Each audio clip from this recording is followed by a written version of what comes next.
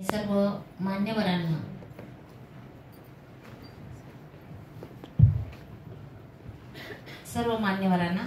व्यासपीठावरती स्थानापन्न होण्याची नम्र विनंती करते।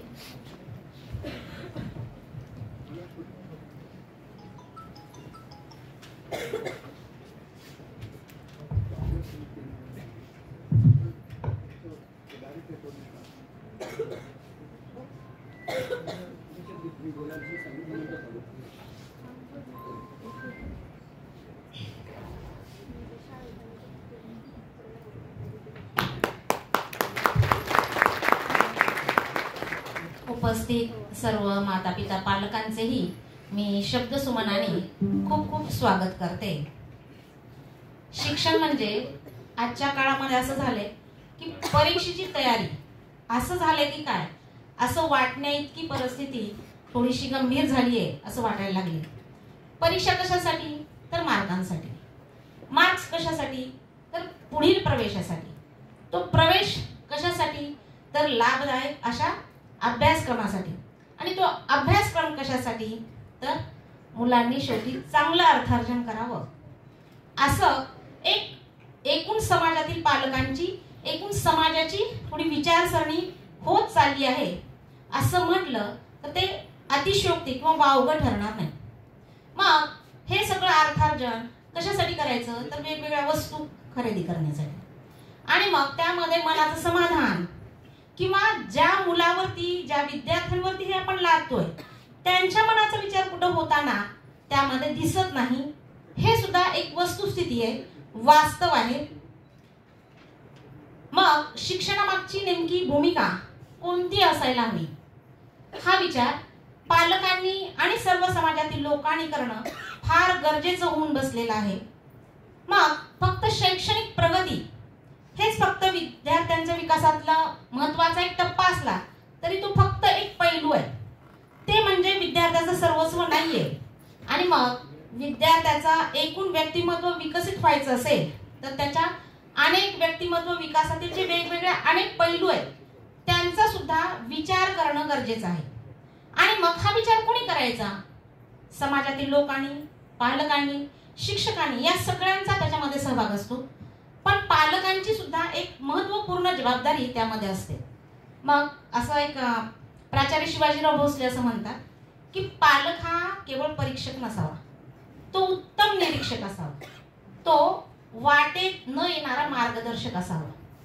पण थोडीशी प्रत्येक समाजातले सगळेच पालक या अनुषंगाने विचार करताना दिसत नाहीत। आणि मग आपल्या विद्यालयाचे आदरणीय ज्येष्ठ शालेय समितीचे अध्यक्ष अतुल देवगावकर सर यांचं या विषयामध्ये प्रचंड अभ्यास आहे। त्यांचं मुलांवरती इतकं नितांत प्रेम आहे की ते शाळेमध्ये आले की मुलांशी या सगळ्या विषयावरती चर्चा करत असतात, आणि मग मुलं त्यांना आवर्जून बोलत असतात की आमच्या पालकांशी वगैरे बोला वगैरे। मग कुठंतरी हे लक्षात घेऊन आपण सरांनाही असं वाटलं की आपण पालकांशी संवाद साधला पाहिजे, पालकांशी या विषयावर बोललं पाहिजे, मार्गदर्शन केलं पाहिजे। आणि म्हणून आज आपण आवर्जून आपल्या शाळेतील पालकांसाठी सरांचं मार्गदर्शन आपण ठेवलेलं आहे।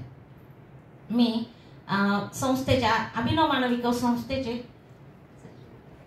सचिव आदरणीय कमल किशोरजी अग्रवाल सर यांना नम्र विनंती करते की त्यांनी ज्येष्ठ पत्रकार, पर्यावरण तज्ञ, लेखक, विद्यालयाचे शालेय समितीचे अध्यक्ष माननीय श्री अतुलजी देवगावकर सर यांचं बुके देऊन स्वागत करावं।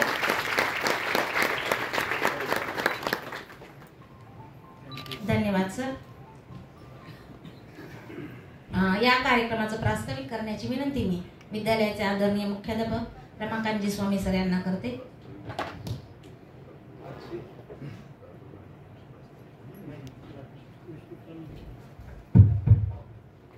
आजचे मार्गदर्शक आदरणीय अतुलजी देवगावकर सर, आपल्या शिक्षण संस्थेचे सचिव माननीय कमल किशोरजी अग्रवाल साहेब, सहसचिव माननीय सूर्यप्रकाशजी दूत सर, उपस्थित सर्व बंधू भगिनी, आपल्या प्रत्येकांना वाटतं की आपल्या पाल्याचं शिक्षण उत्तम झालं पाहिजे आणि ही भावना सगळ्यांची स्वाभाविक आहे। पण आपल्या पाल्याचं शिक्षण उत्तम म्हणजे नेमकं कसं झालं पाहिजे याबाबत मात्र प्रचंड असे संभ्रम आहेत. नाहीतरी शिक्षणाबाबत अनेक विचारवंतांनी खूप वेगवेगळ्या पद्धतीने विचार मांडलेले आहेत. अनेक वर्षापासून प्रयोग चालू आहेत, आत्ताही आहेत, भविष्यातही राहतील. प्रत्येकाला वाटतं की या पद्धतीनं शिक्षण झालं म्हणजे ते सर्वोत्तम शिक्षण, ते चांगलं शिक्षण, किंवा या पद्धतीनं विद्यार्थी घडायला पाहिजेत, असे अनेकांचे विचार आहेत. अनेकांनी अनेक पद्धती सुचवलेल्या आहेत. मग गांधीजींना एक शिक्षण पद्धती आदर्श वाटली, विनोबा भावेंना एखादी वाटली, रवींद्रनाथ टागोरांना वाटली, जे कृष्णमूर्तीच्या दृष्टीनं काही शिक्षण पद्धती. तर असा हा एकूण सगळं संभ्रमावस्था असते सगळ्यांची. मग आपल्याला प्रश्न पडतो की पाल्याचं उत्तम शिक्षण म्हणजे नेमकं काय. तर या सगळ्या गोंधळात पडण्यापेक्षा आपण एकच निकष लावतो, त्याला जर मार्क्स परीक्षेत चांगले पडतायत तर त्याचं शिक्षण उत्तम चाललेलं आहे, आणि त्याला मार्क्स कमी पडत असतील तर आपला पाल्य चांगला घडत नाही असा आपला समज करून आपण विचार करत राहतो. आणि त्याचा अतिरेक इथपर्यंत वाढलेला आहे. खरं तर अगदी बालवाडीच्या विद्यार्थ्याला जर परीक्षेमध्ये 20 पैकी 19 मार्क्स पडले तर पालक अतिशय काळजीनं कासावीस होऊन येतात आणि मॅडमना विचारतात की मॅडम माझ्या मुलाचा 1 मार्क्स कुठे कमी पडला. आपण हा जो निकष लावतो तो कितपत बरोबर आहे, हा एक फार खरं तर मोठा विषय आहे. म्हणून शिक्षण म्हणजे नेमकं काय, त्या विद्यार्थ्यांचा सर्वांगीण विकास म्हणजे नेमका काय असतो, आणि मग पालकांनी त्याकडे कसं पाहावं, पालकांची यामध्ये कोणती भूमिका आहे, याबाबत पालकांसाठी मार्गदर्शन विद्यालयाने आयोजित केलं होतं. खरं तर आपण एकच कसोटी मार्क्स लावत असल्यामुळे बाकी काय ऐकायची आजकाल आपल्याला तयारी वाटत नाही. आजच्या या मार्गदर्शन कार्यक्रमासाठी 6वी, 7वी आणि 8वी असे 3 वर्गाचे म्हणजे 600 विद्यार्थी आहेत. 600 विद्यार्थ्यांच्या पालकांना मेसेज ग्रुपवर पाठवलेला आहे. काल मी ह्या 3ही वर्गातील विद्यार्थ्यांना हा विषय समजावून सांगितला की या पद्धतीनं मार्गदर्शन ठेवले आपल्या पालकांसाठी, आणि तुम्ही आवर्जून पालकांना आठवण करून द्या या पद्धतीचा कार्यक्रम आहे म्हणून. पण अतिशय खेदानं म्हणावं वाटतं, म्हणजे 600 पालकांना मी निमंत्रण देत होतो. हॉलमध्ये साधारण 250 व्यक्तींची बसण्याची व्यवस्था आहे, तरी आम्ही गृहीत धरतो की ठीक आहे, पालक मेळाव्याला साधारण 50-55% पालक उपस्थित असतात. मार्गदर्शन म्हटल्यानंतर, कारण पालक मेळाव्याला माहीत असतं, वार्षिक नियोजन सांगतात, आपणाला माहिती असायला पाहिजे म्हणून उपस्थिती राहते. कदाचित यावेळी उपस्थिती कमी होईल, 30% उपस्थिती होईल, पण किमान 200-250 पालक उपस्थित राहतील. आणि आम्ही चिंता करत होतो की आपण 600 पालकांना बोलावत तर आहोत, पण एवढे आल्यानंतर बसायची सोय काय, त्याला पर्याय पण शोधला होता आम्ही. खूपच संख्या असेल तर खालच्या सभागृहामध्ये कार्यक्रम घेऊ, पण इतक्या संख्येनं आपण उपस्थित आहात म्हणजे आम्हाला वास्तविक शिक्षण म्हणजे नेमकं काय आज हे समजून घेण्याची सुद्धा गरज वाटत नाही. कारण आमच्याकडे एक कसोटी आहे, त्याला मार्क्स मिळतात चांगला शिकतो, आणि मार्क्स मिळत नसतील तर चांगलं शिक्षण होत नाही, अशी धारणा करून बसलेलो आहोत. आणि ही धारणा योग्य की अयोग्य यावर तुम्हाला चांगलं मार्गदर्शन मिळावं या दृष्टीने आदरणीय अतुल देऊळगावकर सरांना आम्ही निमंत्रित केलं, त्यांना सरांना आग्रह केला होता. सरांबाबत तुम्हाला काही माहिती सांगावी अशातला भाग राहिलेला नाही. त्या संस्थेचं मोठं भाग्य आहे की अतुलजी देऊळगावकर सरांसारखी व्यक्ती शालेय समितीच्या अध्यक्ष म्हणून काम पाहतात, आम्हाला सतत मार्गदर्शन करत असतात. सर ज्येष्ठ पत्रकार आहेत, पर्यावरणाचे अभ्यासक आहेत, पर्यावरणातील तज्ज्ञ आहेत. सरांनी अनेक पुस्तकांचं लेखन केलेलं आहे, शासनाचे पुरस्कार आहेत, सामाजिक संस्थांचे पुरस्कार आहेत, आणि व्याख्यानाच्या वगैरे निमित्तानं सर देशभरच नाहीत, राष्ट्र आंतरराष्ट्रीय सगळीकडे जगभर फिरत असतात. काल परवा सर इंडोनेशियाला जाऊन आले, बाली या बेटावर. तिथेही त्यांनी ग्रीन स्कूल या शाळेवर त्यांना भेट दिली, त्यांना निमंत्रण होतं, तिथले अभ्यास केले. अनेक वेगळ्या निमित्ताने सर फिरत असताना देशातल्या ज्या मोठ्या शाळा आहेत, नामवंत शाळा आहेत, ज्या ठिकाणी काही वेगळा विचार करून प्रयोग केले जातात, त्या ठिकाणी सरांना बोलवलेलं जातं आणि सर त्या ठिकाणचा अभ्यास करतात. आणि एकच सरांचा विचार असतो की या ठिकाणी सगळं जे काही चाललंय त्यातलं आपल्या शाळेसाठी, सोमानी विद्यालयासाठी काय घेऊन जाता येईल या पद्धतीने आम्ही सरांना म्हणतो. तुमची भूमिका असते घार फिरते आकाशी आणि चित्त तिचे फिलापाशी, तुम्ही कुठेही गेलात तर माझ्या सोमानी शाळेला मी काय घेऊन जाऊ हा विचार करता. मित्रांनो, हे जे सगळे पेंटिंग्स लावलेत ना बाहेर सभागृहामध्ये, मूळ चित्र आहेत हे, आणि त्या चित्रकारांकडून सरांनी स्वतः आणलेले आहेत. संपर्क असल्यामुळे सरांना सहज उपलब्ध झाले, आम्हाला ते विकत मिळणं सुद्धा कठीण होतं. तर असं वाटतं की मग अशा व्यक्तींनी जर आपल्याला मार्गदर्शन करण्यासाठी इतकं वेळ राखून ठेवून काढली असेल तर पालकांचा त्या पद्धतीनं प्रतिसाद राहिला पाहिजे. पण जे पालक आले त्यांच्यासमोर बोलून फायदाच नाही, कारण तुम्ही आलेलेच आहात. जे आले नाही त्यांच्यासाठी बोलण्यात वेळ घालवण्यात काही अर्थ नाही. म्हणून मी अधिक वेळ न घेता आदरणीय देवळकर सरांना विनंती करतो की आपण या विषयावर आपलं मार्गदर्शन करावं.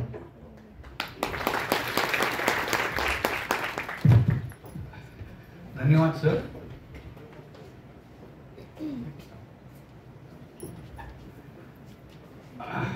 आपल्या सोबत असलेले ज्येष्ठ पत्रकार सूर्यप्रकाशजी धूत, कमल किशोर आणि इथं जमलेल्या बंधू भगिनींनो, काय तुम्हाला कल्पना आहे, पत्रकार म्हणलं की मार्गदर्शन करा म्हणत असतात की मी काही मार्गदर्शन वगैरे करणार नाही, जमत नाही आपल्याला. तुम्हाला उगीच वाटत असतं की पत्रकाराला सगळं समजतं, तसं काही नाही. पत्रकार म्हणजे काय, सगळीकडे हिंडून फिरून येऊन जे बघितलं ते सांगणारा, तेवढंच माझं काम आहे. तर जे काही बरं बघितलं ते पूर्वी कसं पारावर बसून गप्पा मारायचे, आता हे एवढं आलंय. खरं तर असं खाली बसून गप्पा मारल्या तर बरं, पण सोयीसाठी असं झालंय असं समजा. तर काय सुरुवात कशी करावी, काय झालंय की मुलं खूप गप्पा मारतात आणि मला मुलांशी बोलायला आवडतं, मुलांकडनं खूप शिकायला मिळतं. तर बरीच मुलं म्हणतात आणि गंभीरपणे म्हणतात, मुलींची संख्या जास्त आहे. आता पण बघा इथं माता पालक जास्त आहेत, पिता पालकांना तेवढी काळजी नाहीये. हे आहे सगळीकडे. आमच्या शिक्षिका जेवढं काम करतात त्या मानानं शिक्षक मागं राहतात. शाळेतल्या मुली जेवढ्या पुढे आहेत त्या मानानं मुलं. वेगळाच प्रश्न बरं, काहीतरी करावं लागेल यासाठी सगळ्यांना म्हणून. तर मुली म्हणाल्या की जरा आमच्या पालकांना सांगावं, लई ताप देते असं तुमच्या मागं म्हणतात. डॉक्टरच हो, इंजिनियरच हो, अभ्यासच कर. असं म्हणल्यानंतर काय झालं, मला एक गोष्ट आठवली. त्या गोष्टीचं नाव आहे द लिटल प्रिन्स. फ्रान्स मधल्या या लिटल प्रिन्स पुस्तकाचे सगळ्या भाषेत अनुवाद झालेले आहेत. ही साधारणपणे 1970च्या आसपास छोटं पुस्तक आहे, ते आलं होतं. तर ती गोष्ट अशी आहे की एकदा कधीतरी पृथ्वीवरून एक यान निघालं आणि ते दुसऱ्या ग्रहावर जाऊन पोचलं. दुसऱ्या ग्रहावर गेल्यावर ते यान बिघडलं आणि बिघडल्यामुळे त्यातला जो वैमानिक होता तो ते दुरुस्त करायला लागला यान. आता काय करायचं काय नाही. आणि तिथं एक बारकुटला पोरगा पहिलीतला चित्र काढत बसला होता. त्याला ते कळलं नाही, काहीतरी आलंय, ते इथं बसलंय, तो उतरलाय, तो आपलं चित्र काढतोय पोरगा आणि हा वैमानिक दुरुस्त करतोय. मग तो आपलं असं कागद फिगत घेऊन गेला तिथं, त्याच्याकडे बघायला लागला, काय करतोय हा. तोही बघायला लागला, हा पोरगा का आला बाबा इथं आपल्याकडे. ते मुलं फार धीट असतात ना, मुलातली धिटाई आपण मारत असतो हे लक्षात घ्या. त्यांचे प्रश्न लय डेंजर असते, आपल्याला उत्तर देता येत नाही म्हणून आपण घबरे. आपली भीती आतमधली, मुलांची नाहीये. ते पोरगा विचारतंय वैमानिकाला, काय कुठून आला हो. कुठून आला म्हणजे मी पृथ्वीवरून आलो. ही काय पृथ्वी. अरे खूप खूप खूप दिवस गेले ना की ते येतंय, ते पृथ्वी नावाचा एक ग्रह आहे. असं आहे का म्हणलं, असा एक वेगळा ग्रह असतो का. हो वेगळा ग्रह आहे. मग तुम्ही इकडे कशाला आलात. बघायला आलो. बर म्हणला, मग तुमच्या ग्रहावर काय काय आहे. पोरगा विचारत गेला त्याला, म्हणला हो मुलं आहेत का. आहेत. मग ते मुलं काय करतात. शाळेला जातात. आरा म्हणला, तुमच्याकडे पण शाळा आहे का. काय शाळा काय वाईट आहे. काय म्हणला, शाळेमध्ये जाऊन जे शिकायचं ना ते शाळेच्या बाहेर शिकता येते की, शाळेतच कशाला गेलं पाहिजे. ते वैमानिकाला उत्तरच देता येत नाही. म्हणजे आता जे शाळेत शिकतो ते बाहेर शिकता येत नाही का. बरं आम्हाला शिकतो ते तरी काय काही कळतच नाही हो म्हणे. मोठ्या लोकांना न काही समजत नाही.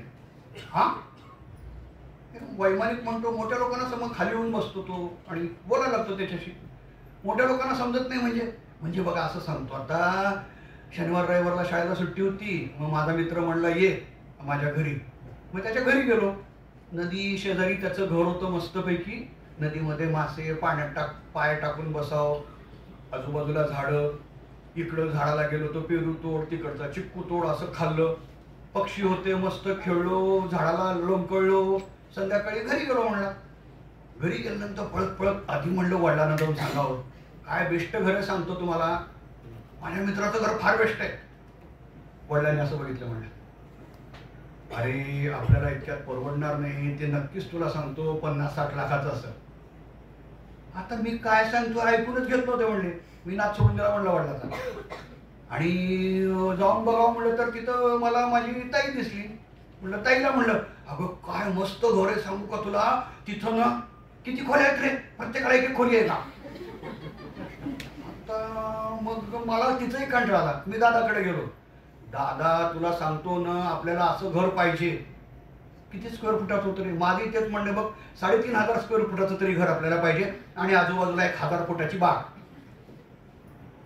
म्हणलं मला काही कळच नाही. मी म्हणतोय घर खूप चांगलं आहे, आजूबाजूला बाग आहे, पक्षी आहेत. कोणी पैशात सांगतंय मला, कोणी खोल्यात सांगतंय, कोणी स्क्वेअर फुटात सांगतंय. मला इतका राग आला ना, मी आईकडे गेलो म्हणला नंतर. आणि आई मला तुझा 3 किलोमीटर राग आलाय असं म्हणलं.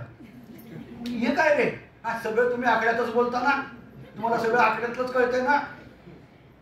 मग मी उद्यापासून म्हणलं आता फक्त असंच बोलणार, 2 किलो आनंद झालाय. आता हे सांगितल्यानंतर त्या वैमानिकाला कळतं. तुम्ही हसताय पण कळतंय का, आपण सगळ्या गोष्टी अंकांमध्ये आकड्यामध्ये बघतो, गुणवत्तेत नाही. आपण म्हणतो मला गुण मिळालेत, ते गुण आणि मार्क लई फरक आहे. आमच्या जाधवताई आणि स्वामी सर जवळचे असल्यामुळे माझी फार तारीफ केली, तुम्ही लक्षात घेऊ नका त्याच्याकडे.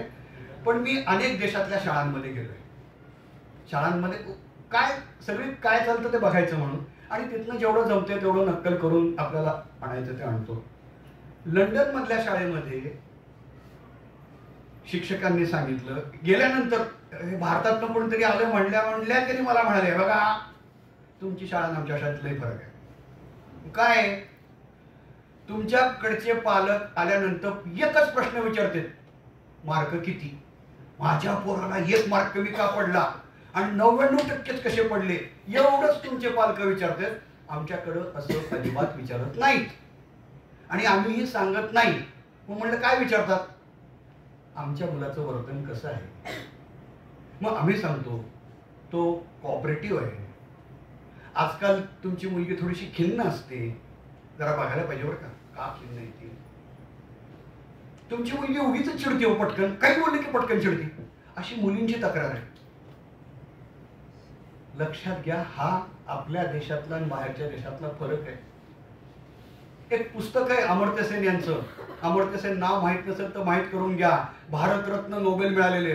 त्यांच्या पुस्तकाचं नाव आहे the country of first boys. आपल्या देशाला लागलेला रोग आहे म्हणतात ते, की किती बी मोठ्या पदावर गेलं ना, मी 5वीला पहिला आलतो 5वीला, हे लक्षात राहते. खूप मोठे मोठे नेते होऊन गेलेत. माझा फर्स्ट इयरला ना डिबेटिंगला पहिला नंबर आला होता. अरे हे पहिल्या नंबरचं वेळ काय आहे, पहिले दुसरे नंबर येत असतात त्यांनी काही नाहीये, हे आपण शिकवणार का नाही. हा विचार आपल्याकडं आहे का, तो का असला पाहिजे. आपण मुलाच्या सभोवतालचं वातावरण काय ठेवतोय. लक्षात ठेवा, पालक शिक्षक यांच्यातला मधला दुवा मुलं आहेत, त्यामुळे ते दोघांनाही कळतात. सगळ्यात जास्त तुम्हाला कळतात, म्हणजे आयांना कळतात. याच्यावर तुम्ही काही विचार करता का. कारण आपण ज्याला पर्यावरण म्हणतो ना, तर ते घरातलं पर्यावरण, गल्लीतलं पर्यावरण, आपल्या शाळेतलं आणि आपल्या गावातलं पर्यावरण, याच्यावर सगळ्या गोष्टी अवलंबून असतात.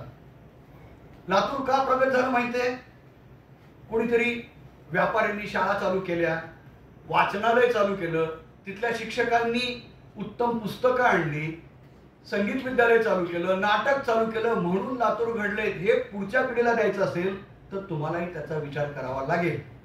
इथे ही जी चित्र लावली ती का लावली, कारण आपण चित्रांमधनं खूप शिकतो, कवितेमधनं गाण्यामधनं खूप शिकतो, जेवढं आपल्याला धड्यामधनं कळत नाही, शब्दांमधनं कळत नाही. हे संस्कार लहानपणापासून मुलांवर व्हायला पाहिजेत. म्हणून खाली जाऊन बघा, पहिलीतल्या दुसरीतल्या मुली मुलं कशी चित्र काढतात. या सगळ्यातनं सर्वांगीण विकास व्हायला पाहिजे. मोहनदास करमचंद गांधी ज्यांना व्हॉट्सअप विद्यापीठाने एक भाबडा मूर्ख येडा माणूस म्हणून ठरवले, तो आपल्याला अजून समजलेला नाहीये. ते म्हणायचे शिक्षण हे 3H मधनं व्हायला पाहिजे. 3H, hand, heart and head. हातानं काम करा, मेंदूनं काम करा आणि हृदयातून काम करा आणि शिका. हे आज जगातले शिक्षण तज्ज्ञ सांगतायत. आता मी तुम्हाला काही चित्र दाखवणार आहे, ती फक्त समज आपल्याला यावी म्हणून की यामध्ये काय काय अडचणी जगातल्या लोकांना वाटतात आपण शिकवतो तेव्हा. आणि याला पालक नीती मी म्हणलेलं नाहीये, काही वैज्ञानिकांनी म्हणलेलं आहे. त्याचं म्हणणं असं लक्षात घ्या, तुम्ही मुलांचे मालक नाही आहात. मालक हा ताबा घेण्यासाठी धडपडतो. आपल्याकडे बहुतेक नाते ताबा घेणारे असतात. नवरा बायकोचा ताबा घ्यायचा प्रयत्न करतो, बायको नवऱ्याचा ताबा घ्यायचा प्रयत्न करते, दोघं मिळून मुलांचा ताबा घ्यायचा प्रयत्न करतात आणि त्यांना वाटतं की आपण मुलांचं भवितव्य सुरक्षित करणार आहोत, किल्ली आमच्या हातात. असं काही नाहीये. जसं झाड वाढतं सभोवतालच्या वातावरणात कसंही असेल तरी, मुलं वाढतात आणि ते अडॅप्ट करू शकतात. त्यांना फक्त त्या शक्यता मोकळ्या करून द्या, बाकीचं काम ते करतात. काही चित्र बघू आपण मुद्दाम.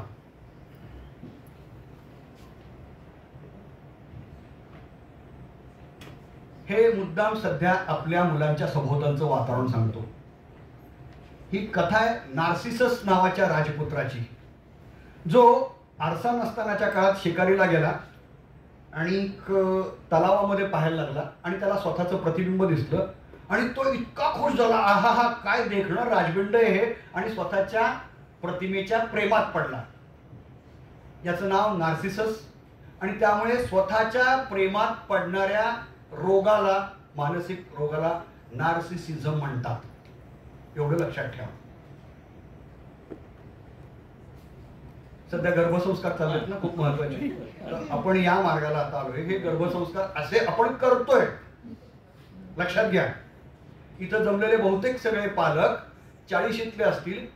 स्वतःच्या मनाला विचारा की मला मोबाईलचा किती नाद आहे. तुमचा सुटला नाही तर मुलांचा सुटणार नाही. आणि हे एक मोठं पाप आणि मोठा गुन्हा आहे. तो काय आहे आपल्याला इथून पुढे दिसेल, कारण त्यातनं मुलं बाहेर पडणार नाहीत. आपल्याला जात कधी येते, खूप मोठा अपघात झाल्यानंतर. असे अपघात छोट्या वयात का घडतायत? कोणत्या वयातली मुलं सेक्स विषयी काय गप्पा मारतायत, कोणत्या वयातली मुलं हिंसक होत आहेत आणि कोणत्या वयातली मुलं आत्महत्या करतायत, खून करतायत. यातलं एक महत्वाचं कारण हा पडदा आहे. हा पडदा तुमच्या ताब्यात नाहीये. यांनी मेंदूचे रोग व्हायला लागलेले आहेत. रील बघत बघत जाणं, तो नाद सुटतच नाही, एकानंतर एक एकानंतर एक. तुम्ही छोटा पडदा मोठा पडदा कोणत्याही पडद्याच्या प्रेमात पडला तर तो आत्मघात आहे. दिसतात ना चित्र? हे असे सेल्फीचे नाद जे आहेत ना, हे भारतात सगळ्यात जास्त आहेत. लोकसंख्या आपली जास्त, हे येडपण त्याच्यासाठी जास्त. अरे कुठं बसून काय करताय तुम्ही? मी मुद्दाम काही उदाहरणं दाखवतो. हे मरतायत, माणसं मरतायत, पण सेल्फी दारूपेक्षा भयंकर व्यसन आहे. मी कधी एकदा सेल्फी काढतो. आज मी चटणी कुठली केली, लोणचं कुठलं खाल्लं, ते फेसबुकवर टाकलं. आधी कुठं पर्यटनाला गेलं तर आधी मी कुठं गेले, कोणती साडी नेसली आहे, माझी साडी कशी चांगली आहे, याला किती लाईक मिळतात. हे माझं आयुष्य झालंय. मुलांनी काय करायचं? तेच करणार. तुम्ही हे जर वातावरण दिलं तर मुलं तेच करणार हे लक्षात ठेवा. मुलांना दोष देऊ नका.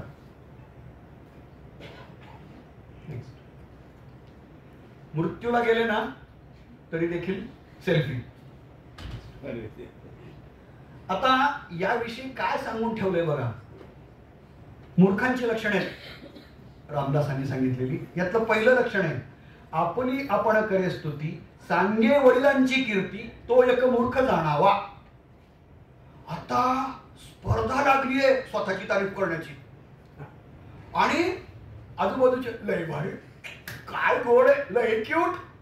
अरे काय चाललंय हे? कशाला म्हणताय तुम्ही?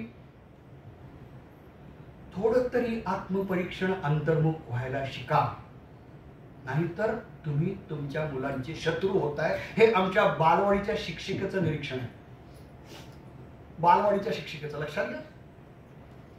आणि मी हे उपदेश म्हणून किंवा हे करून सांगत नाहीये. भारतामध्ये असा विचार होत नाहीये. जगातले वैज्ञानिक दृष्ट्या अभ्यास करून सांगतात. मी पुस्तकांची नावं नंतर सांगतोच.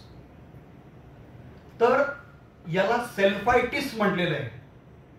टिस म्हणजे एखादी सूज, ब्रॉन्कायटिस, अपेंडिसायटिस, एखाद्या अवयवाला सूज आली, रोग आला तर डायबिटीस, तसा सेल्फायटिस झालेला समाज आहे सध्याचा. आणि तो व्यक्तीला घातक आहे, कुटुंबाला घातक आहे, समाजालाही घातक आहे, मुलांना घातक असणारच. आता यात हे मेंदूशास्त्रज्ञ डॉक्टर ऑलिव्हर सॅक्स, त्यांची अनेक पुस्तकं आहेत. एक पुस्तक आहे संगीतोपचार, म्युझिकोफिलिया. संगीतामुळे आपली बुद्धिमत्ता कशी वेगळी विकसित होते. संगीतानं म्हणजे आजारी माणूस सुद्धा बरा का होतो.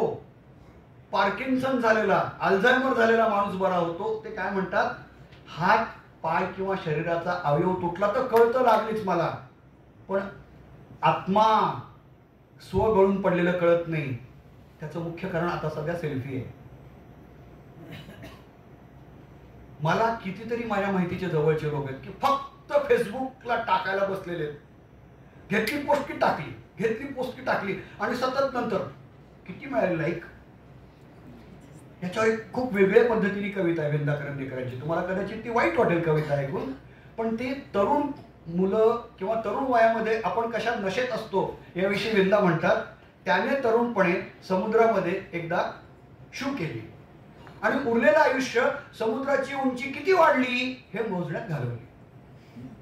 तसं एकदा सकाळी पोस्ट टाकली की किती लाईक आहे, 4 आहेत का 5 आहेत, कॉमेंट किती आहेत, कोणाचे आहेत, कोणी दिल्या नाहीत, हे आयुष्य आहे.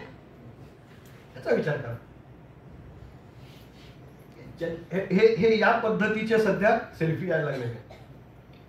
याला काय म्हणतात बघा. मी ज्या पुस्तकांची, ज्यांना कोणाला पुस्तकं, आणि आणखीन एक महत्वाची गोष्ट आता इथे या निमित्तानं सांगतो, तुम्ही मुलांबरोबर सहवाचन करणं आवश्यक आहे. तुम्ही काय वाचता ते मुलं वाचतील. तुम्ही वाचल्यानंतर मुलंही वाचणार नाही. ए तू वाच रे, मी सिरियल बघते, आई कुठं काय करते, सांगणार नाही. तो खरंच म्हणेल आई कुठं काय करते. तुम्ही वाचलं पाहिजे. आत्ता एक लक्षात घ्या, महाराष्ट्रातल्या ज्या उत्तम शाळा आहेत, 100% मार्कांसाठी नाही, मुलांना घडवणारे चित्रकार, लेखक घडतात, अशापैकी एक फलटणची कमलाबाई निमकर नावाची शाळा आहे. आणि त्यांच्या प्रमुख डॉक्टर मंजिरी निमकर, त्या MBBS आहेत पण शिक्षण तज्ज्ञ आहेत. त्या परवा लातूरला आल्या होत्या. मी आणि स्वामी सर त्यांना भेटलो. तर त्या म्हणाल्या, आता आम्ही पालकांना बोलवतो शाळेमध्ये. जसं त्यांचं ऐकूनच आम्ही आमचं वाचनालय 6,500 पुस्तकांचं तुमच्यासाठी खुलंय. आता इथून पुढचा प्रयोग, तुम्ही येऊन मुलांबरोबर वाचा किंवा तुम्ही वाचून दाखवा. पुस्तकं निवडा. हिंदी भाषेतली सर्वोत्कृष्ट पुस्तकं ज्याच्यामध्ये 80% एका पुस्तकावर फक्त 2च ओळी असतील. चित्रातनं मुलांना सगळं कळतं. बालवाडीतल्या, पहिलीतल्या, दुसरीतल्या आपण चित्रातनं शिकतो. मेंदूशास्त्र, आपण ना खरोखर एक प्रश्न स्वतःला विचारावा, आणि मी पण स्वतःला विचारतो, आपणही विचारा. मूल जन्माला घालताना आपण काही विचार करतो का? पालक झाल्यानंतर आपण काही विचार करतो का की मला मुलांना कसं वाढवायचंय? मुलांचं वर्तनशास्त्र आहे, तर ते कधी काय विचार करत असेल, ते काही वेगळा विचार करत असेल का? त्याला काय सांगितलं पाहिजे, कधी काय दिलं पाहिजे, तहान भूक तुम्हाला परफेक्ट कळते, प्रश्नच नाही त्यात काही, ते तुम्ही देता. त्याशिवाय हे सगळं करण्यातला महत्वाचा अडथळा मॅलिग्नंट, म्हणजे कॅन्सरला मॅलिग्नंट म्हणतात ना, मॅलिग्नन्सी वाढत जाते, तसं हे सेल्फ लव्ह आहे. आणि नार्सिसिझम कोविडपेक्षा खतरनाक महासाथ सध्या सेल्फीची आहे असं त्यांनी म्हणलंय. याचा तुम्ही विचार करा. तुमच्या आजूबाजूच्या लोकांना हे सांगा.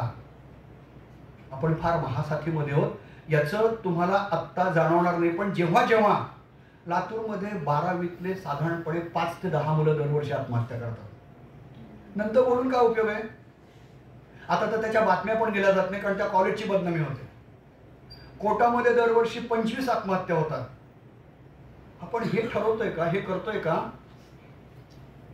हे नकळत नाही होत, हे लॉंग टर्म आहे.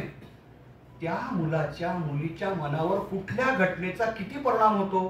अहो, शरीराची जखम कळते, मनाची जखम कशी कळणार आहे तुम्हाला? त्यासाठी जागरूक राहिलं पाहिजे. त्यासाठीच वातावरण पोषक असणं, हे सगळं हे लोक सांगतात. 2 पुस्तकं आहेत. शेरी टर्केल, आज त्यांचं वय 80 आहे, अमेरिकेतल्या सोशो सायकोलॉजिस्ट आहेत, समाज मानसशास्त्र. ह्या शाळेत परत हे वेगवेगळे शास्त्रज्ञ आहेत ना, ते शाळेत जातात, कॉलेजमध्ये जातात आणि बोलतात, आणि ते पण एकमेकांशी बोलत असतात. ते अलीकडचं पुस्तक आहे, हे 2015चं आहे. त्यांना एका मुख्याध्यापकानं सांगितलं, आमच्या शाळेतली मुलं ना फार एकलकोंडी आहेत, बोलतच नाहीत एकमेकांशी, फारसं रिझर्व. तुम्ही विचार करा, प्रत्येक पिढी बदलते. 2000 नंतरची पिढी वेगळी आहे, 15 नंतरची वेगळी आहे, 25 नंतरची परग्रहावरील वाटेल अशी वेगळी असू शकते. तर ते म्हणजे काय आहे, तर भीती वाटते मुलांना. जसं अमेरिकेमध्ये मुलींची असुरक्षितता वाटल्यामुळे बागेमध्ये कोणी पाठवेन असं झालं, त्याच्यावरचं पुस्तक आहे. आणि त्यामुळे निसर्गापासून वंचित झालेली मुलं कशी वाढतात याच्यावर अभ्यास केलेला आहे. या पुस्तकाचं हे आहे सार असं आहे की सध्या कुटुंबामध्ये नवरा बायको सुद्धा अलोन, एकत्र राहतात पण एकटे आहेत. कुटुंब आपली संवाद नसणारी अशी झालेली आहेत, आणि आपण जास्त we depend more on technology than on each other. हे जे आहे ना, आपल्याकडे आता येईल.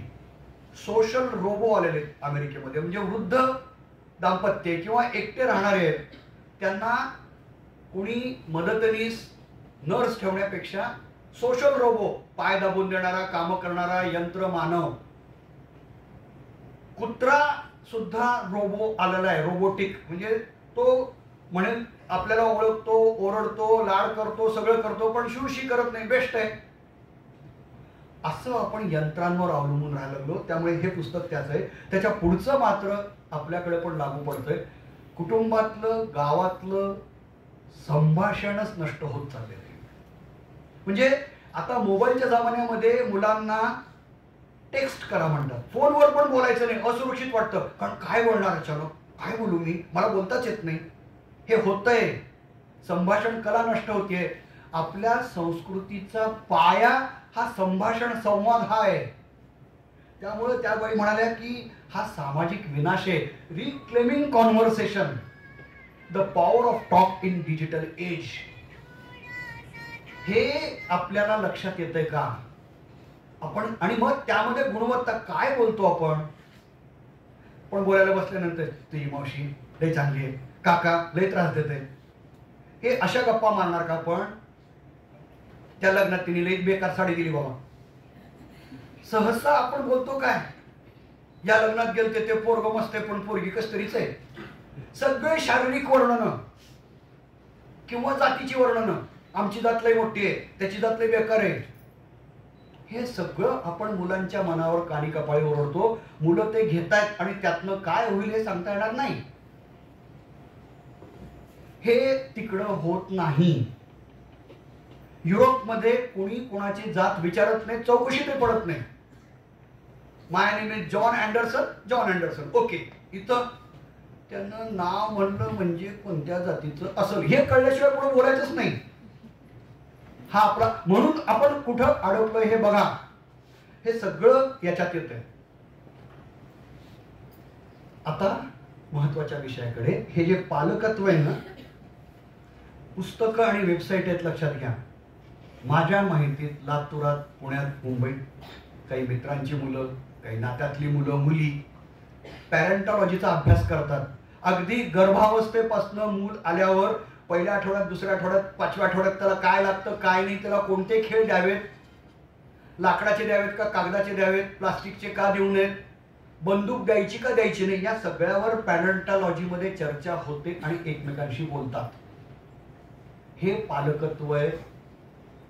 तुम्हाला पाहिजे असेल तर आपल्याकडे एक मासिक निघतं पुण्याहून, पालक नीती नावाचं. 40 वर्ष झाले. डॉक्टर संजीवनी कुलकर्णी होमिओपॅथ आहेत, त्या आणि त्यांच्या गटाने, म्हणजे पुण्यातली एक अशीच खूप चांगली शाळा आहे अक्षरनंदन नावाची, तिथले डॉक्टर्स, काही चित्रकार यांनी मिळून चालवलेलं ते पालक नीती आहे. तर त्यात काय म्हटलं जातं बघा, या पॅरेंटॉलॉजीमधलं एक नुकतंच, मीही तुमच्यासारखा एक पालक आहे. किशोर वयातील विचित्र व कधी कधी चकित करणारं मुलं बोलतात त्याला समजून घ्या. आपल्याला मुलांची हार्डडिस्क समजत नाही. त्या हार्डडिस्क मध्ये काही जातं, वाटेल ती क्षमता आहे, त्यात काय जातंय, त्याची प्रक्रिया कशी होते, प्रोसेसिंग, त्यातनं काय बाहेर पडते आणि काय गेलं पाहिजे. तुम्ही काही दिलं नाही तर काहीतरी घेणार आहे. हे समजून घेणं हे पालकत्व आहे. हे पालकत्व जागरूकपणे करण्यासाठी खूप कष्ट घ्यावे लागतात आणि त्यामध्ये वयोगट दिलेले आहेत. प्रत्येक वयामध्ये काय काय केलं जातं, 2 ते 5 काय, 5 ते 8 काय, 12 काय आणि 12 नंतर काय, हा सगळा मुलांच्या घडणीचा काळ आहे. आपल्या मेंदूचे 3 भाग कल्पलेले आहेत, एक बालक मेंदू, प्रौढ मेंदू आणि पालक मेंदू. चाइल्डहुड स्टेट, अडल्टहुड स्टेट आणि पॅरेंटहुड स्टेट. या प्रत्येक स्टेटमध्ये आपल्या मागण्या आणि विचार काय करतो हे हळूहळू प्रगत होत जातं. तो जो आपला मेंदू आहे तो कसा विकसित व्हायला पाहिजे, त्यासाठी त्याला काय दिलं पाहिजे, हे सगळं त्या पॅरेंटॉलॉजीमध्ये. आणि या सगळ्याचा पाया हे स्विस शास्त्रज्ञ डॉक्टर जीन पायगेट यांनी घातलेला आहे. हे जे विकासात्मक मानसशास्त्रज्ञ, डेव्हलपमेंटल सायकोलॉजी त्यांनी सुरू केलेली आहे आणि त्यातनं एक वेगळी ज्ञानशाखा ज्याला एपिस्टेमॉलॉजी म्हणतात त्यांनी केली आहे. त्यांचा सिद्धांत ज्याला आईन्स्टाईननी सलाम ठोकला होता तो असा आहे की मुलं प्रौढांपेक्षा वेगळ्या पद्धतीनं विचार करतात. याला आकलन सिद्धांत म्हणतात. कॉग्नेटिव्ह म्हणजे आकलन. म्हणजे काय सांगतो तुम्हाला, सोपी गोष्ट आहे, फार अवघड नाही, की एकच गोष्टीचा 4 जणांना वेगवेगळा कसा बोध होतो. एकच गुलाब आहे, प्रत्येकाला वेगळा वाटेल. एक गोष्ट वाचताय तुम्ही, एक आजी होती, प्रत्येकाच्या मनातली आजी वेगळी आहे. हे का? हे जे आहे ना ते आकलन वेगवेगळे आहे. म्हणून ही जी चित्र आहेत ती बघून प्रत्येकाला काहीतरी वेगळं वाटणार आहे. हे वाटणं आवश्यक आहे, त्यातनं त्याची विचार करण्याची पद्धत बदलते. म्हणून ते म्हणतात मुलं प्रौढांपेक्षा वेगळा विचार करतात. कित्येक वेळेला तो खूप क्रिएटिव्ह असतो, प्रौढांना कळत नाही. आणि मग त्यांनी सांगितलं पहिला टप्पा विकासाचा जो आहे तो जन्मापासून अंदाजे 2 वर्षापर्यंत आहे.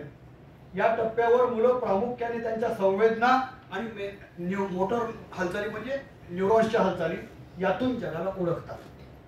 म्हणजे कसं सांगतो, जेव्हा आजकाल मुलं फार डोळे लवकर उघडायला लागलेले आहेत. पूर्वी पाळणा असायचा, पाळण्याला चांदवा असायचा आणि ते हलणारा ऑब्जेक्टकडे बघायचे, रंगीत ऑब्जेक्ट, आणि ते त्याप्रमाणे हलवायचे.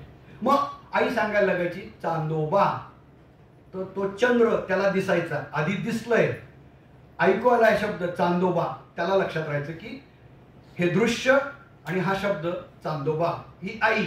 मग हळूहळू एक एक शब्द ओळखायला लागतो. हे या 2 वर्षापर्यंतच आहे. त्यावेळेला तुम्ही जेवढं सांगाल तेवढं ते त्या पद्धतीने ग्रहण करत जातात. मग आता शिक्षणशास्त्र म्हणते की त्या पद्धतीने शिकवा. बालवाडीला काय वय असतं आणि बालवाडीसाठी पालक आग्रह करतात त्याला A to Z आलं पाहिजे बघा, त्याला 1 to 100 आलं पाहिजे बघा. किरकोळ गोष्ट आहे ती, फार फुटकळ आहे, कधीही शिकेल ते. काय कळलं पाहिजे त्याला, पंचेंद्रियाने शिक.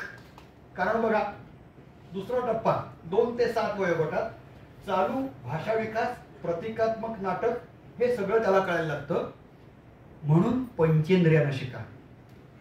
इथं बालवाडीमध्ये जे काही बदल केलेले आहेत ना, त्याला धान्य सांगा, भाज्या सांगा, त्यातनं त्याला रंग कळतील, त्याला स्पर्श कळेल, त्याला चव कळेल. हे काही किरकोळ गोष्ट नाहीये. यातनं रंग कळणार आहेत, आकडे कळणार आहेत, फार फुटकळ गोष्ट आहे ती. नको तिथं आग्रह धरतो आपण. हे वैज्ञानिकांनी सांगितलंय त्या पद्धतीने अनेक ठिकाणी शिकवलं जातंय. नंतरचा टप्पा तो विकासाचा 7 ते 11, 12 पर्यंत आहे. तिथं मुलं तार्किक विचार करायला लागतात. या पद्धतीनं तुम्ही त्याला पुस्तकं दिली पाहिजेत, ऐकायला दिलं पाहिजे, चित्रपट दाखवले पाहिजेत, तर ते फुलत जातात. आपण समजा आता सचिन तेंडुलकर फार मोठा झाल्यानंतर कुमार गंधर्व वयाच्या 7व्या वर्षी गायलेत. उत्कृष्ट. कसं गायले असतील? कारण आजूबाजूचं उत्तम फोटोग्राफिक मेमरी म्हणतात, काही जणांना असते ती. म्हणजे दैव वगैरे काही नाहीये, लक्षात घ्या. गेल्या जन्मीचं अजिबातच नाहीये. जे ऐकतात ते पक्क लक्षात ठेवून 100% रिप्रोड्यूस करणं, हे कुमार गंधर्व करायचे. मुलं करू शकतात. प्रत्येकाच्या मेंदूमध्ये ती क्षमता आहे. असं म्हणतात की आईन्स्टाईननी त्याच्या मेंदूचा 5% वापर केला. आपण किती टक्के करतो विचार करा. तर हे या गृहस्थांनी सांगितलं. यावर सगळं विज्ञान मुलांचं जे आहे आकलनाचं ते अवलंबून आहे, बेतलेलं आहे.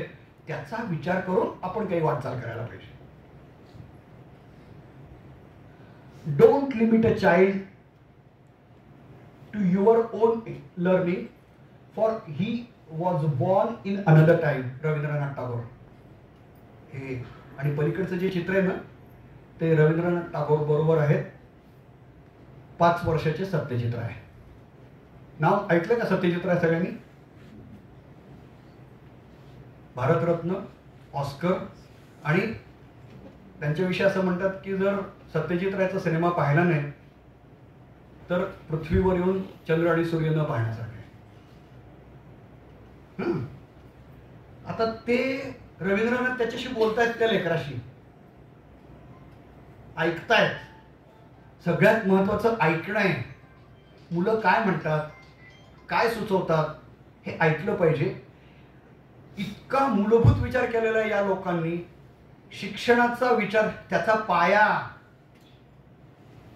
शिक्षण आहे, मुलं आहेत, हा विचार या लोकांनी केला होता. म्हणून पंचेंद्रियांना शिकवा यासाठी बालसाहित्य महत्वाचं आहे. हे एक पुस्तक आहे, वाचन विचार. ते बघा काय पद्धतीचे चित्र काढलेले. कृष्णकुमार नावाचे NCERTचे प्रमुख होते. म्हणजे 2014च्या आधी चांगल्या बुद्धिमान लोकांना चांगली पदं दिली जात होती. आता ती दिली जात नाहीत. विचार करणारे लोक नको आहेत सध्या, पण पूर्वी असं होतं. तर ते त्यांचं पुस्तक आहे. हे कसं आहे ते बघा. आणि मग ते म्हणतात की पंचेंद्रियांना शिकवा. बाल साहित्य खूप महत्वाचं आहे. खूप महत्वाचं आहे बाल साहित्य. ते काय व्यक्त करतं, कसं व्यक्त करतं. एकदा बालसाहित्याची शाळेतली पुस्तकं बघा. आणखीन काही आणायची असतील तर आणू आपण. हिंदीतली उत्तम पुस्तकं आहेत, मराठीतली आहेत, इंग्रजीतली आहेत. ही सगळी आपल्याला मदत करतात की मुलांचं जग काय. अगदी खेडेगावातल्या आदिवासी जगापासून सगळं जग तिथं आलं पाहिजे. तशी लिहिणाऱ्या मुलांची नवीन मासिक यायला लागली. कुल्फी नावाचं मासिक आहे. इन्फॉर्मेशन टेक्नॉलॉजी मधला अतिशय प्रसिद्ध ऋषिकेश दाभोळकर त्यांनी चालू केलेलं आहे. हे सगळं कशासाठी? कारण मुलांना वेगवेगळं जग दाखवण्यासाठी आहे. मी एक तुम्हाला अब्राहम लिंकनला लिहिलेलं पत्र माहिती आहे का? अब्राहम लिंकनने हेडमास्टरला लिहिलेलं पत्र माहिती आहे की नाही मला कल्पना नाही. वसंत बापट यांनी त्याचा अनुवाद केला होता की हेडमास्टरना सांगतायत की माझ्या मुलाला तुम्ही काय शिकवा. अतिशय महत्वाचं पत्र आहे. मी ईमेलवर पाठवले. त्याच्या कॉपी सगळ्यांना काढून द्या तुम्ही नंतर. तर त्यात ते काय म्हणतात की जगामध्ये सगळं वाईट आहे पण चांगलं पण आहे त्याला सांगा. त्याला फक्त पैशात अडकू नको, श्रमाने काही कमव म्हणून सांगा. वेळ प्रसंगी सत्याची बाजू घ्यायला सांगा. त्याला निसर्गात रमू द्या. आणि शेवटी ते म्हणतात की जरा थोडंसं कष्ट घ्या, मी फार त्रास देतोय पण खूप गोड मुलगा आहे, काही होऊ शकतो, त्यासाठी तुम्ही हे करा. हेडमास्टरला हे सांगितलेलं पत्र आहे अब्राहम लिंकन यांनी, जे अमेरिकेचे राष्ट्राध्यक्ष होते. आता दुसरी पण वेळ आलेली आहे. हेडमास्टरांनी पालकांना सांगायची काही वेळ आलेली की आता जरा तुम्ही काहीतरी विचार करा की मुलांना काय सांगा, काय सांगू नका, काय दाखवा, काय दाखवू नका. प्रश्न फक्त एवढाच आहे की तुमची मुलं फक्त तुमची नाही आहेत, ती आपल्या सगळ्यांची आहेत. त्यामुळे एखादी वाईट घटल्यानंतर आपण ऐकतो काय ते ट्युशन एरियातले मुलं प्यायलाच लागलेले, ड्रग्जच घेतात. याची सुरुवात कुठं झाली असेल याचा आपण काहीतरी शोध घेतला पाहिजे. म्हणून आत्तापासून त्यांच्यासाठी काहीतरी करणं आवश्यक आहे. तुम्ही मुलांसाठी गुंतवणूक करता, पैशातली गुंतवणूक करून ठेवता, तुम्हाला पैसा मिळेल. विचारातली गुंतवणूक काय करता? बरं, बुद्धिमत्ता फक्त एक नाहीये हे लक्षात घ्या. आपण मार्क मिळणारी बुद्धिमत्ता ही बुद्धिमत्ता म्हणतो. सोशल इंटेलिजन्स असाही एक प्रकार आहे. डॅनियल गोलमनचं पुस्तक आहे. म्हणजे सामाजिक, तुम्ही समाजात कसे राहता, तुम्ही बोलू शकता का नाही, रिलेट करू शकता का नाही. तशीच भावनिक बुद्धिमत्ता आहे. मला माझ्या भावनांवर नियंत्रण करता येतं का, या सगळ्या त्याला आपण शिकवलं पाहिजे. आता मी थांबतो, खूप वेळ बोललो, पण आमच्या शाळेचा अभिमान वाटण्यासारख्या गोष्टी सांगतो तुम्हाला. आत्ता परवा स्वयंशासन दिन म्हणजे स्कूल डे झाला. तर स्कूल डेला काय केलं, कोणाकोणाला काय काय व्हायचंय, शिक्षक कोणाकोणाला व्हायचंय काय नाही, असं प्रत्येकाला आमच्या स्वामी गुरुजींनी विचारलं. तर एक मुलगी जी सतत पहिली येते तिने लिहिलं की मला सेवक व्हायचंय. माझ्या दृष्टीने अतिशय मोठी गोष्ट आहे. आपण सेवकांना किंमत देत नाही. आमच्याकडे ताई, मावश्या, मामा यांना आम्ही खूप मानतो. त्यांच्यामुळे तर आमची शाळा स्वच्छ आहे, त्यांच्यामुळे तुमचे मुलं वेळेत येतात जातात. हे त्यांचं काम बघून एका पहिल्या येणाऱ्या मुलीला वाटलं, म्हणून त्यांनी तिला मुख्याध्यापिका केलं. ही जाण मुलींमध्ये आहे. उत्तम कविता करतायत मुली. 10वीला आले, मला डॉक्टर व्हायचं नाहीये, काय करू, मला फार त्रास होतोय, असं म्हणतात मुली. तर हे जे काही वातावरणातून त्या तयार होत आहेत ना, ते आपण तिकडं हळूहळू चाललोय. पण अजून खूप मोठा टप्पा गाठायचा आहे. आमच्याकडे 4थीतलं 5वीतलं पोरग उत्तम शास्त्रीय गाणं गातोय. चित्रांची तुम्ही एकदा क्वालिटी बघा, शाळा जरा नीट बघा आणि सांगा आम्हाला त्यात काही राहिलंय का, काय करते. खरोखर मुलांची चित्र बघा. बालवाडीपासून अगदी 9वी पर्यंतची मुलं कशी चित्र काढतात, काड्याचा उपयोग काय करतात, धान्याचा उपयोग काय करतात, कशी कला त्यांच्यातनं तयार होते. आणि तुमच्यापैकी कोणी काही मार्गदर्शन करायला, सांगायला, ऐकवायला, दाखवायला कायम 24 तास तुमचं स्वागत आहे. त्यासाठी आपल्याला काहीतरी करता येईल. कोणाला बोलवायचं असेल तर सांगा, आपल्याला ते करता येईल. हे सगळं आपल्याला एवढंच की ह्या मुलांची जबाबदारी पालक आणि शिक्षक तुमच्या आणि आमच्यावर आहे. त्यासाठी आपण झटून प्रयत्न करू. मी जर काही बोललेलं तुम्हाला वाईट वाटलं असेल तर मला क्षमा करा. धन्यवाद.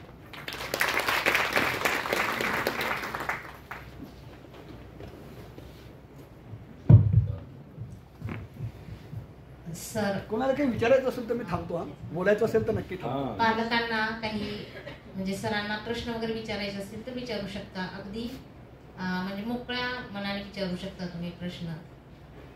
सर आपले सर म्हणजे कुठल्याही विषयावर ते असं म्हणजे मनापासून बोलू शकतात, कितीही वेळ बोलू शकतात.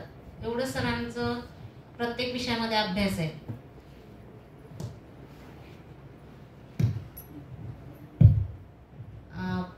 सरांनी एवढा तळमळीने आत्मीयतेने अगदी विद्यार्थी म्हणाले, सरांचं इतकं विद्यार्थ्यांशी कनेक्शन असतं. म्हणजे अगदी त्यांना आपले कुणी ते हक्काचे, ज्यांना आपण सांगितल्यानंतर ते आपलं ऐकतात असं वाटून मुलं जेव्हा सर येतात शाळेत तेव्हा बोलत असतात.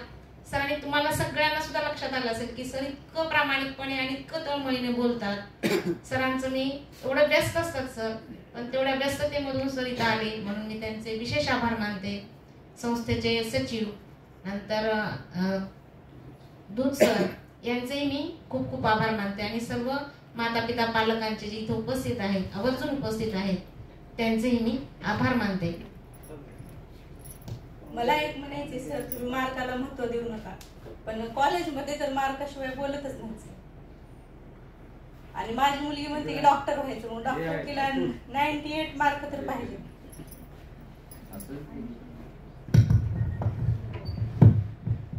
तुम्ही म्हणता ते बरोबर आहे. कॉलेजमध्ये मार्कांना महत्व आहे, हे अगदी खरं आहे. आणि त्यामुळे मार्क असले पाहिजेत. मार्क कसे मिळतात हा महत्वाचा प्रश्न आहे. घोकमपट्टी करून जर एक लक्षात घ्या, तुमचा बाकीच्या अंगांचा जेवढा विकास होतो तेवढा सोपं जातं सगळं.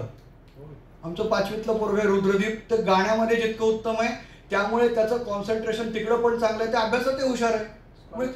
स्कॉलरशिपला पहिला आलाय तो, एकाच वेळेला अनेक गोष्टी करतो. अहो हे आत्ता फॅक्ट निघाले 2000 नंतर. हे पूर्वीचे डॉक्टर्स आहेत ना, क्रिकेट खेळून नाटकात काम करून सुद्धा मेडिकल आणि इंजिनिअरिंगला गेलेले आहेत.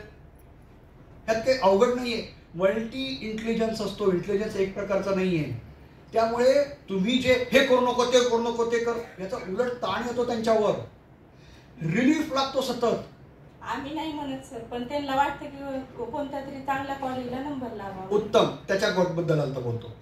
मला इथं आधी सांगा की आता कदाचित तुम्ही बोलणार नाही, मुलांना जे डॉक्टर किंवा इंजिनियर व्हावं असं वाटतं ते का वाटतं असं आपण विचारतो का? ते बघूनच ना बरोबर. आवड आवड नाही ती. बाजारात काय उत्तम आहे, बाजारात काय खपतंय याच्यावरून ते ठरवतात. मुलांना आपण कसं सांगणार की सांगा तुम्हीच सांगा की आपण प्रश्न का नाही विचारत, तुला का वाटलं डॉक्टर व्हावं म्हणून? मी प्रत्येकाला विचारतो की का वाटतं तुला हे व्हावं, कुठं कळलं तुला ही तुझी आवड आहे, कळते का खरी? 10वी पर्यंत आवड कळते का मला काय माझी, ते कळत नाही. ते आजूबाजूच्या सगळ्या वातावरणाचा परिणाम म्हणून आपण सांगत असतो, किंवा पालक तरी लागत असतात किंवा मुलांनी ते स्वीकारलेलं असतं. कोणाला तरी बघून बक्कल मोठी बिल्डिंग आहे, अमुक आहे तमुक आहे, डॉक्टर, IT, मेंढरांसारखं जाणं आहे तिकडे. ते याच्याशिवाय पण खूप क्षेत्र आहेत ना, नाहीयेत का? आहेत, पण सर चांगली क्वालिटीचं कोणतं पण बनायचं असलं तर पर्सेंटेजलाच महत्व द्यायला कॉलेजमध्ये. हो बरोबर आहे, पण त्याच्या मी तुम्हाला तेच सांगतोय की पर्सेंटेज येण्यासाठी फक्त पर्सेंटेज येण्याला आमचं काही ऑब्जेक्शन नाहीये, ताप नाहीये, घ्या, जरूर घ्या. कोणत्या पद्धतीने त्यांनी अनेक अंगांनी स्वतःची क्षमता विकसित करावी. मार्क किरकोळ गोष्ट आहे हो. म्हणजे काय तुम्हाला सांगतो, समजा तुम्हाला बायोलॉजीमध्ये पचन संस्था आहे, तर पचन संस्था समजून घे, जा डॉक्टरकडं. इसॉफेगस कुठे, large intestine, small intestine, rectum कुठे आहे, अन्न कुठून कुठं जातं, त्यावर कोणतं केमिकल म्हणजे सिक्रेट होतं, जरूर कर अभ्यास. तो केल्यानंतर पाठ करू नकोस. तुझ्या मनात कळलं पाहिजे तुला डायजेस्टिव्ह सिस्टीम काय, सर्क्युलेटरी सिस्टीम काय, करंट म्हणजे काय, साऊंड म्हणजे काय. पोपटासारखं घोकून ओकण्याला काही अर्थ नाहीये, त्या मार्कांना अर्थ नाहीये. तिथं चाललेलं आहे अडचण. मार्क मिळवणारे आहेत, हे सगळं करूनही मार्क मिळवणार आहेत, त्याला सर्वांगीणता म्हणतो आपण. एकूणच पाहत नाही सर, कॉलेजमध्ये गेले की तुमचे मार्क टक्केवारी बघतात. तसंच करा, माझं काही म्हणणं नाही. म्हणजे फोर्स नाही करायचा मुलांना, पण कॉलेजमध्ये ऍडमिशनच कुठं भेटत नाही ना, मग काय कमी ह्याच्या भेटलं की मग तिथं प्रोफेसर चांगले. मला तेच सांगतोय की 100% मार्क मिळायला फार काही बुद्धिमत्ता लागत नाही, तुमचा समज आहे. त्याच्यामुळं पालकांचं म्हणणं आहे की जास्त मार्क. मग ठीक आहे ना, मग हे पहा, ज्या मार्गाने चाललाय तो मार्ग तुम्हाला एक वर्ष जरूर जा. नाही, मी माझं मत मांडायला की असं होईल. बरोबर आहे, वेगवेगळे रस्ते आहेत, कोणत्या रस्त्याने जायचं ते आपण ठरवायचं, त्याप्रमाणे ते जे काही होईल ते होईल पुढे. एकदा बघा, डॉक्टर झालेल्यांना काय वाटतं, डॉक्टरांच्या मुलांना काय वाटतं, थोडं UPSC अनेक जण म्हणतात. मी त्यांना म्हणतो, एक UPSC झालेल्या पुरुष आणि एका बाईला भेटा, त्यांचं काय मत आहे विचारा आणि जा, माहिती घ्या ना फक्त.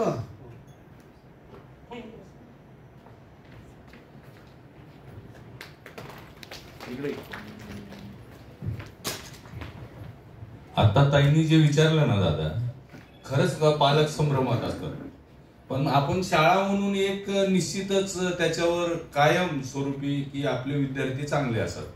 दादांचं असं म्हणणं होतं की सर्वांगीण विकास झाला की निश्चित अभ्यासात तुम्हाला 100% गुणाची खात्री आहे. त्याच्यावर तुम्ही वारंवार प्रेशर करू नका. त्याचे सर्वांगीण विकासामध्ये सर्वच गोष्टी येतात, शरीराची वाढ येते, सर्व कला कौशल्य येतात. ह्याच्यामध्ये सुद्धा तो करत असेल तर तू का केलं म्हणून त्याला कुठेतरी थांबवायचा आपण जे प्रयत्न करतो ते करू नका, त्याला करू द्या त्याच्या मनासारखं, असंच म्हणणं आहे ना दादा, बरोबर.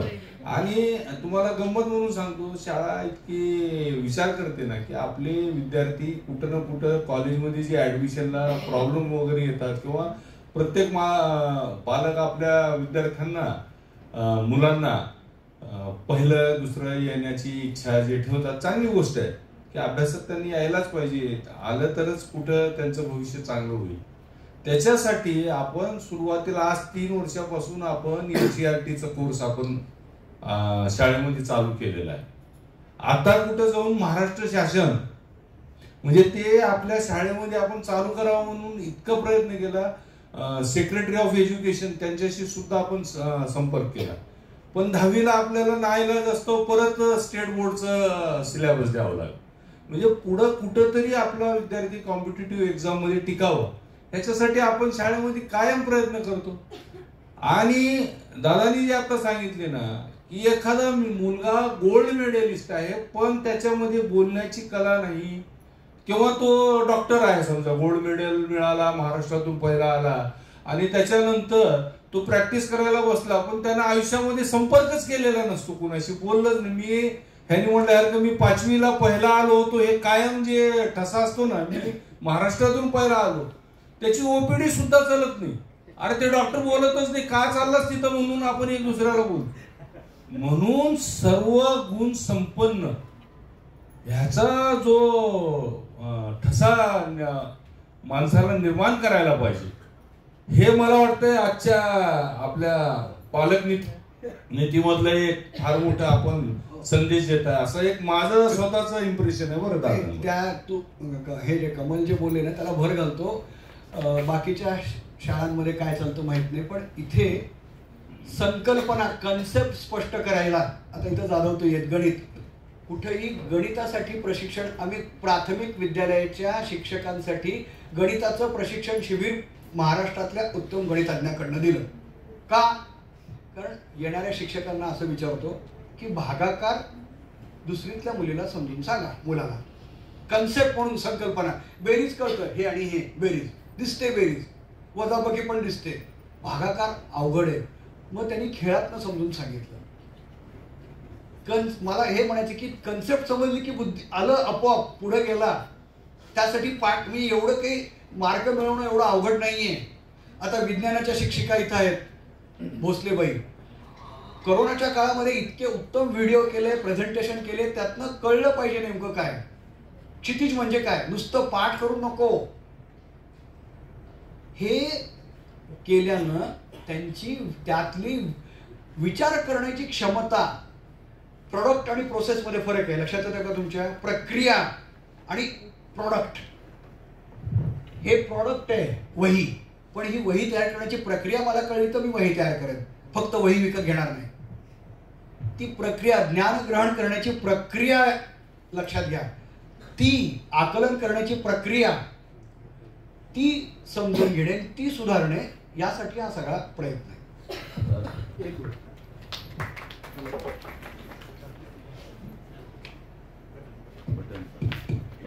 हॅलो, तुमचा एक प्रश्न खरं तर आमच्या सचिव साहेबांनाही बोलणं आवश्यक वाटलं.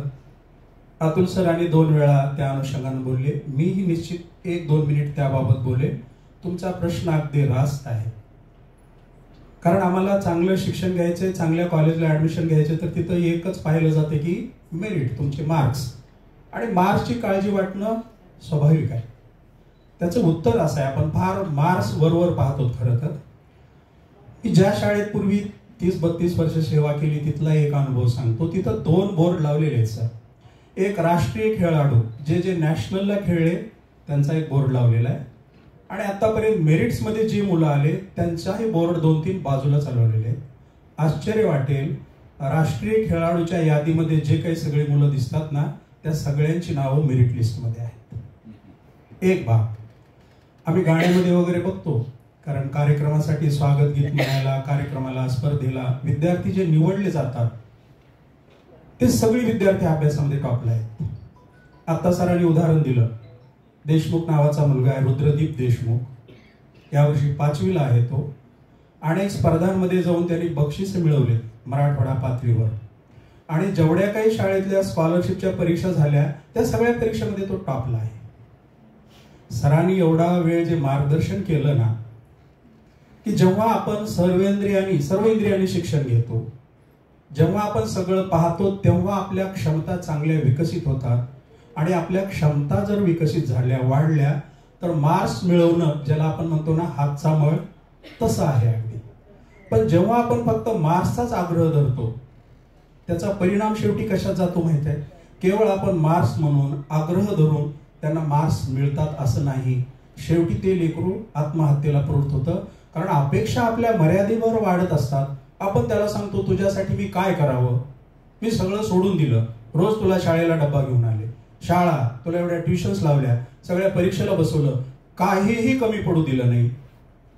आता दोन सरांनी आल्यानंतर तोच प्रश्न विचारला होता की मुलं असं असं करतायत, पालकांचं म्हणणं आहे की शाळेला त्याला पाठवलं, ट्युशनला पाठवलं, पुन्हा 1-2 तास अभ्यास कर म्हणलं तर अभ्यासच करत नाही. ते स्वाभाविक आहे. जेव्हा तुम्ही एकाच कामाला झुंपून ठेवताना नकळतपणे त्याला बाह्य शिक्षण सगळं घेण्यापासून आपण वंचित ठेवत असतो. त्याच्यावर हा घोर अन्याय आहे. तर पालक म्हणून हे सगळं लक्षात घ्यावं. अतुल सरांना विनंती केली होती याच्यासाठीच की पालकांनी ह्या गोष्टी समजून घ्याव्या. एखाद्याला मार्क्स मिळत नसेल तर त्याला काय जमतं, त्याची गुणवत्ता कशात आहे हे ओळखून घ्यायला पालक म्हणून आपण कमी पडलेलो असतो. सचिन तेंडुलकरचे वडील प्राध्यापक होते. त्यांना आपल्या मुलाची गुणवत्ता कळत होती. का हो, 10वी-12वीला नापास झालेला मुलगा भारतरत्न बनतो? कारण ते पालक म्हणून माहिती होतं की मार्क्सला त्याच्या किती महत्व द्यायचं आणि त्याच्या गुणवत्तेला किती महत्व द्यायचं. आजच्या कार्यक्रमाचा सारांश थोडक्यात असा की तो चांगला घडला पाहिजे. मार्क्स गौण आहेत. आणि एकच प्रश्न विचारतो, सगळ्यांनी चिंतन करावं असा, आपण आजारी पडल्यानंतर डॉक्टर्सकडे जेव्हा जातो एखाद्या, किती जण आपण त्याचे मार्क्स बघून जातो? याच्या उत्तरात सगळं काही दडलेलं आहे. एवढंच बोलतो. मला वाटतं सगळ्यांना प्रश्नांची उत्तर मिळालेली असतील. आपण कार्यक्रम संपवू. धन्यवाद.